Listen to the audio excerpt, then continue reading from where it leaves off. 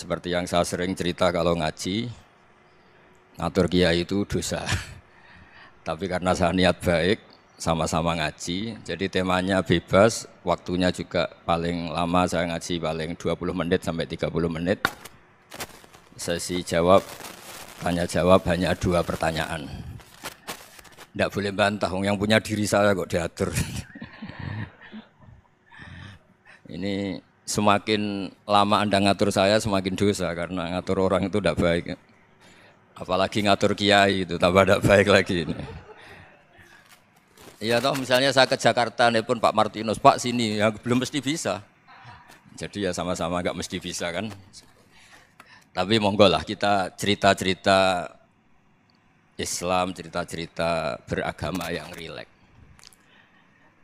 Kita semua tadi seperti yang dikatakan Kak Densus pernah disewani Mas Sufyan Sauri, juga beliau pernah ngaji.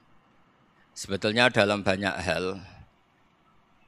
hal-hal yang keseharian itu lebih prinsip ketimbang ide kita tentang hal-hal besar. Saya beri contoh, Allah itu Tuhan yang Maha Kuasa, yang menguasai alam raya ini. Kadang-kadang menjelaskan dirinya itu hanya Alladzi at'amahum min ju'. Saya ini Tuhan yang memberi makan kamu saat Anda lapar, saat kalian lapar. Jadi untuk beriman kepada Tuhan yang Maha Esa, kepada Allah, kamu yakin yang memberi makan kamu itu Tuhan. Apapun kecewanya Anda terhadap tetangga, terhadap negara, terhadap mertua, terhadap istri, itu kecewa Anda tidak akan mati. Tapi kalau tidak makan itu mati. Sehingga Allah mensifati dirinya kadang pakai keseharian. Alladzi at'amahum min ju'. Tuhan itu siapa? Yang memberi makan kamu ketika lapar. Tapi kamu untuk syukur itu nunggu punya istri cantik, neriman, gampang diatur, membolehkan poligami. Terus 4 istri itu neriman semua, loyal semua. Itu sombong betul. Mau syukur saja kok repotnya seperti itu. Jadi mau syukur ya ada makanan dimakan. Itu. Kalau ngantuk ya tidur. Ayatnya wa min ayatihi manamukum billaili wan nahar. Maksud ayat Allah itu tidur. Nah keangkuhan-keangkuhan ini yang menjadikan kita itu jadi repot hidup. Wong untuk syukur kok nunggu tadi. Mertua baik, tetangga baik, istri baik. Apa saja di sekelilingnya harus baik. Nah keinginan berlebihan ini menjadikan kita lupa ada hal-hal yang paling kita butuhkan. Yaitu oksigen. Kita boleh nempat di buminya Allah. Alladzi ja'ala lakumul ardo firasya. Bumi kamu tempati enak. Coba kalau gempa. Apa artinya istri 4 cantik semua kalau pas digoyang apa? Gempa. Apa artinya kamu jabat? Entah apa saja jabatannya. Kalau bumi likuifaksi, habis kamu. Kiai meskipun dai kondang umatnya jutaan, kalau likuifaksi di panggung hancur. Allah itu yang menjadikan bumi dalulan, yang mudah diinjak. Famshu fi mana dia silahkan pakai jalan-jalan. Jadi saya termasuk benar-benar kiai Jawa. Kalau kerennya kiai Nusantara atau kiai Indonesia lah. Diajari bapak saya Kiai Haji Nur Salim, diajari Mbah Maimun, itu Islam itu keseharian.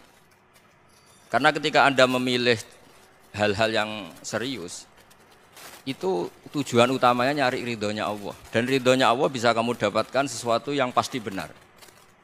Misalnya dalam sebuah hadis Sahih Muslim disebutkan, Innallaha la yardha 'anil 'abdi idza akalal akla fayahmadahu 'alaiha aw yashraba syarba fayahmadahu 'alaiha. Itu redaksinya inna itu sesungguhnya. Layar do juga pakai lam taukid, juga maknanya sesungguhnya. Sungguh-sungguh Allah sangat ridho ketika seorang hamba itu makan ketika sesuap nasi dia muji Allah, ketika minum seteguk nasi dia muji Allah. Itu kalau orang diridhoni Allah itu wali betul. Itu untuk jadi wali itu gampang, kamu makan ridho. Kamu nginjak buminya Allah ridho seneng. Kamu hidup keseharian aman seneng. Nah ini supaya sampean kita semua lah. Kita semua ngaji betapa panduan Rasulullah untuk menggapai ridho Allah itu banyak yang keseharian sekali. Saking kesehariannya banyak dalam hadis dan itu sahih. Nabi menyebut hal-hal yang keseharian. Hatta ma tas'alu fi fimra'atika. Kamu punya uang kemudian istri kamu bisa makan itu ibadah. Bahkan sebagian ibadah itu dicontohkan Nabi yang akhirnya diprotes sahabat.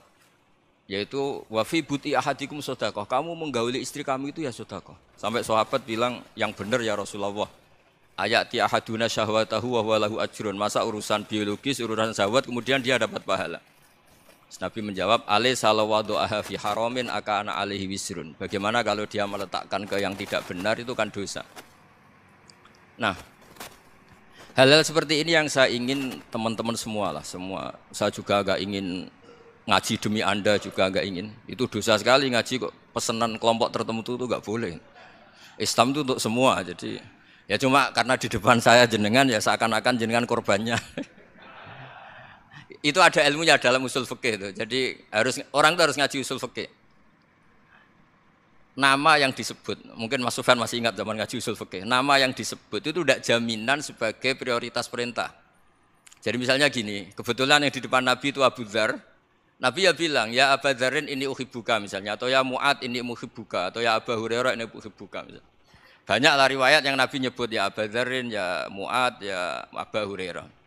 Kemudian misalnya Nabi meneruskan khitab, ini uhibbuka, saya mencintai kamu, fakul dubur sholatin, atau sebagian riwayat disebut fala tada'anna dubura kulli sholatin, Allahumma inni ala dzikrika wa syukrika wa husni ibadatik.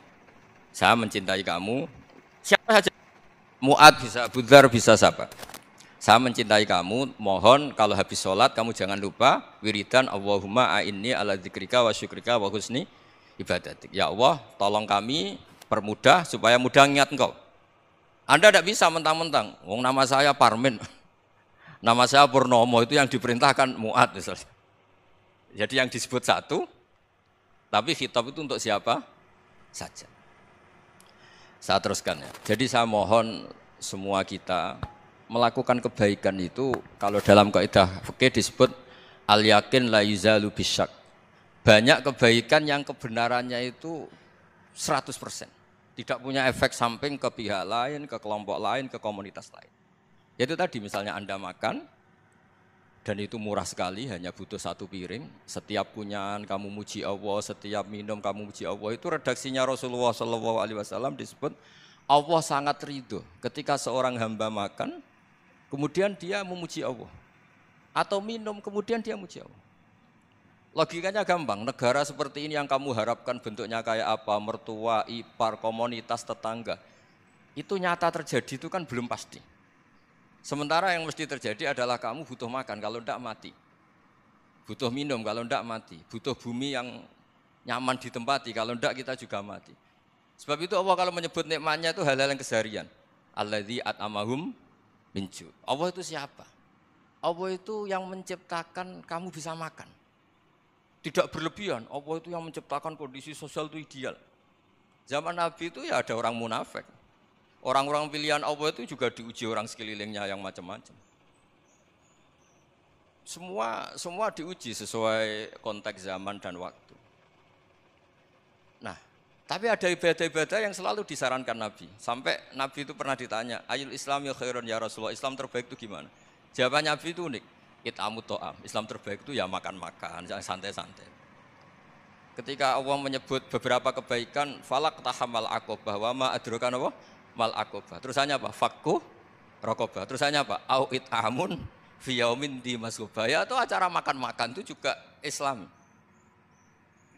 Kenapa? Ya bayangkan kalau tidak ada makanan, kita mati kan?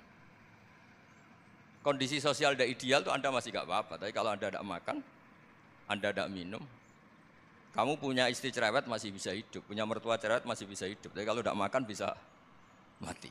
Berarti penting mana istri sama makan? Penting mana? Makan. Semoga istri Anda dengar, nanti kamu disuruh makan tapi pulang deh. Itu kalau dibahasakan makan masih memahami. Penting mana nasi satu piring dengan istri. Enggak ada nasi mati, enggak ada istri belum mati. Penting mana? Gak berani jawab kan? Nah, ternyata Anda ada garang kan di depan istri.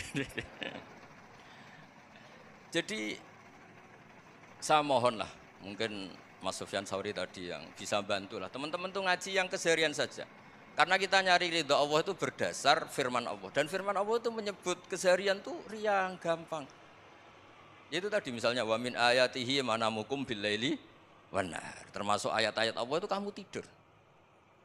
Maka dulu itu ada guyonan, ada tokoh Mu'tazilah, kelompok dalam Islam yang berpikir manusia itu bisa menentukan ikhtiarnya sendiri.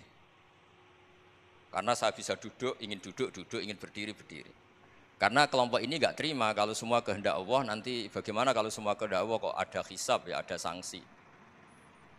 Lucunya itu dia akhirnya ini cerita ya, mencintai seorang perempuan cantik sekali. Dan itu dia menjadi ahli sunnah itu oleh hal-hal yang sepele. Karena istrinya cantik, ya namanya suami istri itu hubungan intim.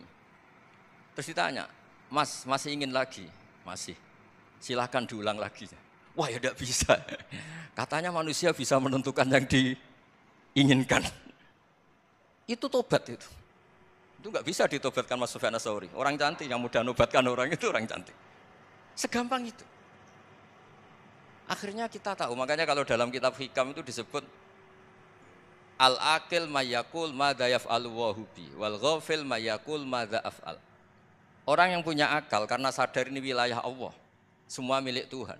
Itu dia tiap hari berpikir, besok Allah akan melakukan apa terhadap dunia ini. Kamu merencanakan sesuatu mau plesir ternyata gempa. Mau wisata ke Rusia ternyata perang. Kamu tidak pernah tahu apa yang akan terjadi besok. Wa ma tadri nafsum madza taksibu ghadan. Tapi anda semua kita ini sering punya jadwal permanen. Makanya saya kalau diundang siapa saja, sanad takdir. Yang jelas Gus ini acara penting. Ya masih acara penting nak pangeran ngersakno apa piye? Kok ape dadi pangeran? Kamu kok mau jadi Tuhan? Itu kadang ya kiai gitu. Penting Gus acara ini jenengan harus memastikan bisa. Loh kamu itu yang ngajarin tauhid, sesuatu itu biadillah kok bilang-bilang apa pasti. Kalau maksa terus tak tobatkan dong kamu kata saya itu. Ya kalau gitu Gus bilang insya Allah. Wah itu hati saya, fisik saya, roh saya sudah bilang insya Allah. Tidak usah kamu latih kata saya. Nah hal-hal tauhid keseharian itu gampang sebetulnya. Wal ghafil yaqulu madza af'al. Tapi orang yang lupa Allah dia setiap hari bilang besok apa? Kita bisa melakukan apa? Seakan-akan dia itu aktor, dia penting, dia subjek permanen dia. Padahal kita ini hanya objek kehendak Allah Subhanahu wa taala. Karena kita yakin sesuatu yang terjadi di alam raya ini kita tidak bisa apa-apa. Makanya saya sering ngaji, sering bilang saya. Ketika Anda mensifati Allah, Dia yang menghidupkan. Sudah itu tanamkan sehingga ketika kita mati santai saja. Kenapa santai? Allah punya cara menghidupkan kita. Zaman kita hidup juga gak tahu caranya ngelola jantung, ngelola paru-paru. Kamu juga gak tahu ngelola oksigen yang tidak beracun, tidak mengandung polusi. Tahu-tahu hidup. Gak ingin tua ya tahu-tahu tua, gak ingin mati tahu-tahu mati. Selama ini kita hidup juga gak tahu apa sebetulnya. Hanya gaya tok, punya jadwal, punya planning. Kalau kamu bisa menentukan pilihan Anda, pasti Anda istrinya cantik, 4 neriman semua, kona'ah semua. Nyatanya enggak kan? Ada 1 jelek, cerewet. Wah itu kan, nyatanya enggak bisa apa-apa Anda kan? Dan kamu bawa mati lagi. Itu kan, istri Anda juga gitu, punya keinginan, punya suami yang ganteng, yang jabat, yang neriman, yang enggak poligami. Ya enggak kesampaian juga. Kalau kita ngitung tingkat kegagalan kita itu gagal terus. Ya kan? Nah, terus ingat Allah, madza yaf'alu wa hubi. Orang yang punya akal selalu berpikir Allah itu menghendaki apa terhadap saya. Lalu sama-sama orang itu. Melihat orang yang serius, itu kata Anda itu pemikir berat, serius. Senang punya tokoh yang merengut karena kamu anggap serius. Tapi sebagian orang menganggap orang yang serius itu wong merengut, wong masam, wong muka kok ditekuk. Jadi sama itu hati ya muqallibal qulub tsabbit qalbi ala dini, karena kita enggak tahu cara berpikir kita tentang orang lain, tentang sekeliling kita. Misalnya kita orang baik yang jenis ngrumat fakir miskin. Ada orang bangun masjid mewah itu janggal. Apa artinya masjid mewah kalau banyak orang kelaparan? Tapi kalau yang jenis pendidikan apa artinya masjid mewah kalau enggak bisa ngaji? Nanti yang jenis infrastruktur apa artinya ini kalau semuanya punya sudut pandang yang berbeda-beda. Dan Islam mengapresiasi semua kebaikan. Tapi katakan semua kebaikan itu adalah kehendak Allah Subhanahu wa taala. Karena apapun baik Anda itu pakai fasilitas yang diberikan oleh Allah Subhanahu wa taala. Sehingga ini yang disebut qulillah tsumadarhum fi khawdihim yal'abun. Ya kembali tadi ke tema-tema bahwa keseharian Anda ini sudah Islami. Saat Anda tidak bisa melakukan apa saja. Saya sering ada jenazah, biasanya kalau tetangga meninggal saya sering disuruh ngelepas. Saya bilang orang ini baik karena sering ngelamun di rumah, sering nganggur di rumah. Ditanya sama anaknya, kenapa Gus nganggur baik? Ya kalau dia nganggur artinya juga agak berbuat sesuatu yang maksiat kan. Ya kan, orang nganggur di rumahnya ya ndak bunuh orang, ndak maling, ndak korupsi, ya namanya nganggur di rumah. Lah cuma istri cara pandang nganggur gak menghasilkan uang itu. Tapi juga gak menghasilkan kriminal kan. Jadi sebenarnya Islam itu makanya kalau sampean ngaji usul fikih itu ada kitab usul fikih namanya Lubul Usul, itu terkenal sekali di pesantren itu. Itu kalau ngapresiasi keseharian itu luar biasa. Izma min mubahin illa wa yatahaqqaqu bihi tarku haramimma. Karena keseharian yang mubah saat Anda lakukan itu ada kehebatan yang luar biasa, yaitu meninggalkan haram. Makanya dulu banyak orang-orang alim ketemu temannya itu guyon sampai semalaman. Itu biasanya yang semangat Islam, itu kiai kok tidak tahajud, kiai kok tidak witir. Orang yang sedang mapan uangnya banyak, malam itu tidak kelayaban itu sudah luar biasa. Melawan nafsu supaya tidak maksiat itu sudah luar biasa. Supaya lupa guyon sama temannya semalaman sampai subuh. Gejolok-gejolokan ngenang zaman miskin, zaman kuliah nggak jelas, zaman apa. Melihatnya jangan tarkut tahajud. Seperti ini meninggalkan tahajud, tapi meninggalnya ini talkul muharramat. Jadi kayak apa hebatnya? Sehingga Imam Ghazali punya riwayat yang agak unik. Hatta takuna ibadatu akhiri hadil ummah iku an-naum. Sehingga suatu saat ibadah terbaik umat ini itu tidur. Itu kan riwayat kontroversi. Ketika Imam Ghazali ditanya, kenapa iya? Kenapa kamu mulai keluar dari rumah itu sudah banyak maksiat? Melihat perempuan yang enggak mahram, melihat fenomena. Tapi kalau kamu tidur itu enggak melihat apa-apa. Tapi juga kamu jangan nganggap tidur itu ibadah betul. Saatnya melakukan fardu ain malah masih tidur. Tapi itu sudut pandang yang menjadikan kita Islam itu gampang. Jadi saat Anda tidak bisa aktivitas apa-apa, misalnya ada beberapa orang yang lumpuh. Lumpuh itu memang nggak bisa Jumatan, nggak bisa ibadah, tapi dia juga nggak bisa maksiat. Tidur itu memang Anda saat itu tidak bisa tahajud, tidak bisa witir, tapi saat itu ada zina, ada maling, tidak gosipkan orang, tidak bully orang, tidak menanamkan kebencian, tidak hasud. Sehingga tidur menurut Allah Ta'ala wa min ayatihi manamukum billaili apa? Wan-nahar. Karena di tidur itu selain ada unsur istirahat, jaga kestamina, juga ada unsur meninggalkan beberapa keburukan. Nah saya mohon ibadah yang keseharian ini kita jaga. Supaya kita semua baca ayat itu fasih. Fasih itu tertanam di hati. Allah itu siapa? Alladzi at'amahum min ju'i wa amanahum min khauf. Dan Allah kalau cerita di Quran itu anna sababnal ma'a sabba tsumma syaqqaqnal ardha wa syaqqa fa ambatna fiha habba wa inaba wa qadba wa zaituna wa nakhla wa hada'iqa hulba. Kamu tahu saya ini siapa kata Allah? Saya ini adalah Tuhan yang menurunkan air, kemudian ada tanaman banyak. Habba wa inaba wa qadba, ada zaitun, ada tin, kalau orang Jawa mungkin ada tela, ada padi, ada mangga, ada pisang. Sudah. Wa inaba wa zaituna wa nakhla wa hada'iqa hulba, ada perkebunan yang lebat. Tujuannya apa? Mata Allahkum, silahkan kamu pakai, kamu nikmati. Tapi karena kadang kita ini punya ide-ide besar. Tadi untuk syukur saja nunggu punya istri riman, rumah baik, tetangga baik, komunitas baik, semuanya baik baru syukur.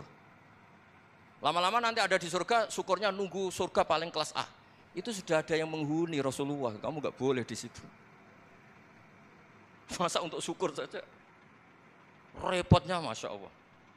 Jadi mohonlah Quran yang kalau Anda hafalkan juz amma itu kan ada ayat-ayat yang kayak tadi. Ya, fal yang dzuril insanu ila ta'ami. Coba lihat apa yang kamu makan itu, dari mana?